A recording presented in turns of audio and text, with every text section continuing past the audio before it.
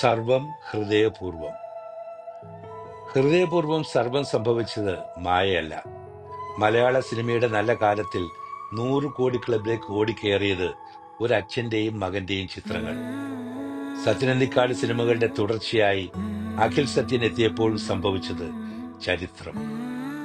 സത്യനന്ദിക്കാട് ചിത്രം ഹൃദയപൂർവവും അഖിൽ സത്യൻ ചിത്രം സർവം മായയും 100 കോടി ക്ലബിൽ ഇടം നേടിയത് വലിയ കൗതുകങ്ങൾക്കും കാരണമാകുന്നുണ്ട്. മലയാളിയുടെ വീട്ടുമുറ്റത്തെ സംവിധായകനാണ് സത്യനന്ദിക്കാട്.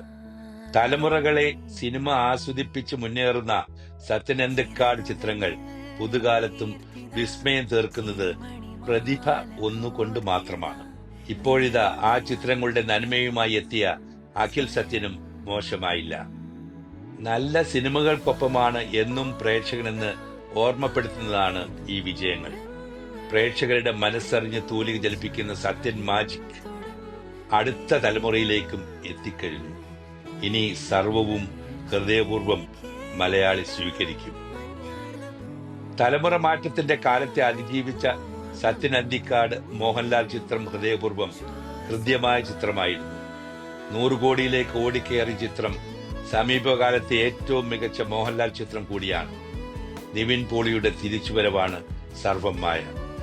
ഈ ചിത്രവും അതിവേഗത്തിൽ 100 കോടി ക്ലബിലേക്ക് കയറിയത് അവതരണത്തിന്റെ പുതുമ കൊണ്ട് മാത്രമാണ്. ഇതൊരു തുടക്കമാണ്, അഖിൽ സത്യന്റെ തുടക്കം. ഇതൊരു പ്രതീക്ഷയാണ്, സത്യനന്ദിക്കാട് ചിത്രങ്ങൾ കാത്തിരിക്കാനുള്ള പ്രതീക്ഷ. നന്ദി, നമസ്കാരം. ഹരി നമ്പൂതിരി.